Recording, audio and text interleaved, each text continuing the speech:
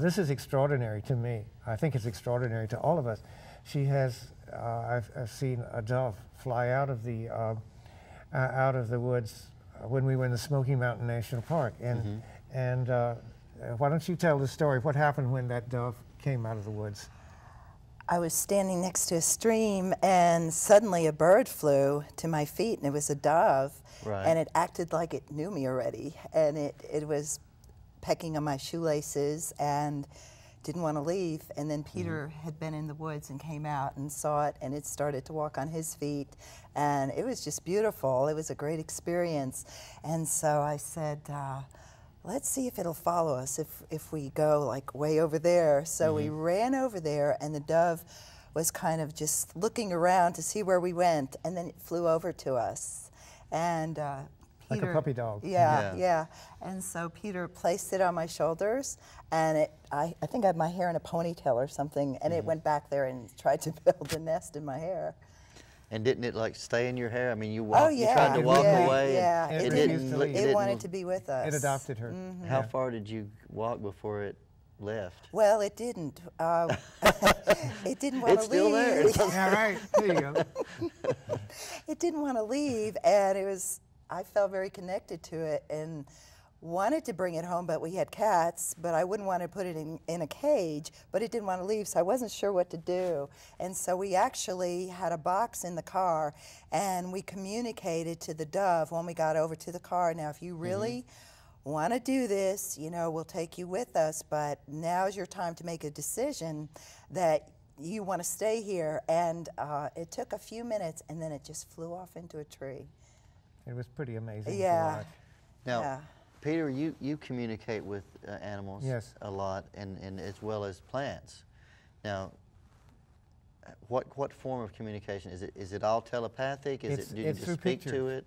The universal language of communicating not only with animals but plant spirits, with the spirits of rivers and streams and mountains, and all of these have awarenesses. They have spirits or spiritual essence that we can communicate with.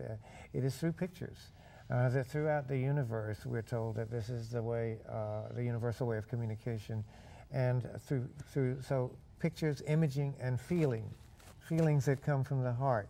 So you go into your heart and you send love, or you send gratitude to an animal, or the spirit of a tree, or the spirit of a mountain, and it will reciprocate.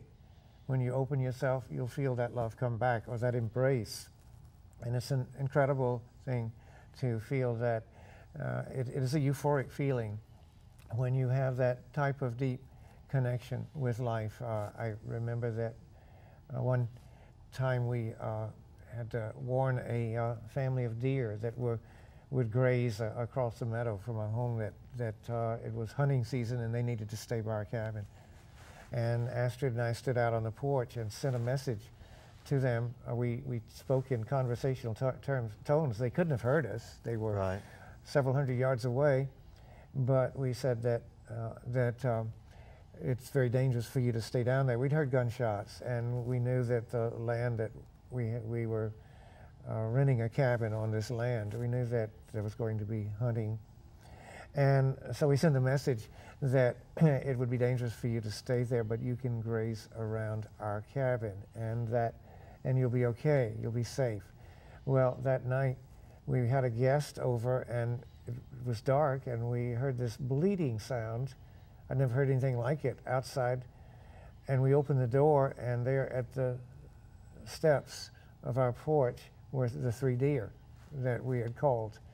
And one of them had its neck stretched out toward us. It must have been the one that made that sound, and it was as if it was saying, "We're here, you called us, here we are." Well, they stayed around our cabin the entire hunting season, and we told them when hunting season was over that it was okay. The next day they were back at their former grazing grounds. So you can communicate very complex concepts to animals. They have a deep awareness that we don't understand. It is sad that organized religion has suggested, and I heard this in Sunday school growing up, that animals don't have souls. And we heard the expression dumb animals. They don't feel pain, they don't have feelings. Feel soul. Yeah, and they're dumb. And none of that's true. They do have souls. They do have consciousness. They do feel pain. They just have a different type of awareness. It is a different type of more awareness. Instinctual type. That's right. Yes. Now you mentioned talking to a mountain. Yeah. Okay, a mountain, that's just dirt and rocks. I mean, can you talk to a rock? Yes. It's not the same as It's not so much the rock or the mountain, but Okay. there is a spiritual essence, an awareness that overshadows that mountain, or that overshadows maybe a big rocky cliff or a desert spring. There's awareness throughout all nature. It's a very deep awareness. When you go into a forest and you express gratitude and you perhaps meditate and show appreciation, and that forest is aware of you, so that when you go back into that forest, the forest remembers you. Now, are there certain special places, like places of power, or places that have a more unique energy or more powerful type that you can go to? There are special places that you can go to. In fact, the place that we take people on a vision quest, like the one we're going to have at the end of May in Canyonlands, that's a place of power. And we have so many magical things that happen there. Some of these magical stories are in my book, Soul on Fire, but there are many others. The book is Soul on Fire now. Canyonland, that's in Utah? In Utah, yes. And people can find out if they were interested in going on a vision quest with you. They could find out from your website? www.petercalhoun.com, yes. www.petercalhoun.com. And is there a certain place they go to on the website? Yeah, they would just go under Vision Quest. That would be, and they can click on and get an explanation of what it is, and also an application. And then we have also a 5-day residential at a lodge in the Smoky Mountains that we'll be having in August, and this is very powerful too. We're on a mountaintop looking out over the mountains, and it's a time of retreat and in-depth studies. So we love having these programs for people, and find that more and more people are seeking a new way of looking at life, looking at their lives, and looking at the earth. And it's really just seeing the earth as it truly is. I mean, you're seeing the energy, you're seeing the essence of what's actually there. It's not that you're really entering into a separate reality or a separate world. It's just that you're more aware of the real world as it really is. Yes. Now, I've read all of Casteneda's works, and there's a mention of a lot of miraculous feats by some of his teachers. Don Gennaro walks up a waterfall. And I had a guest on my radio program whose name is John Thunder. He's the head of the Apache Nation. And he was at a event out at the Grand Canyon where a lot of Native American and other Native leaders from around the world were there. And a Yaqui Indian actually supposedly walked out, 50 yards past the platform where they were giving their talks, and above the Grand Canyon with nothing under him, no wires, no strings, no helicopters.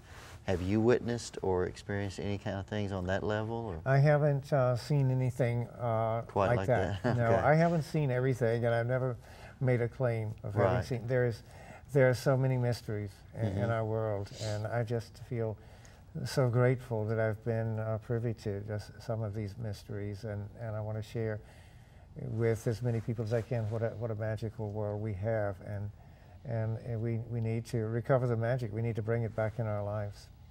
And people can discover how to find their own understanding through these vision quests, which explain a little bit more about the vision quest. It's not necessarily an easy vacation type resort. It's not easy in the sense that it's a time that we confront our demons. It's going to happen naturally, because after we have 3 days together preparing and practicing with doing spiritual practices and bonding as a group, And then people go out to their own special power place and that they have chosen, and they spend 3 days and nights alone.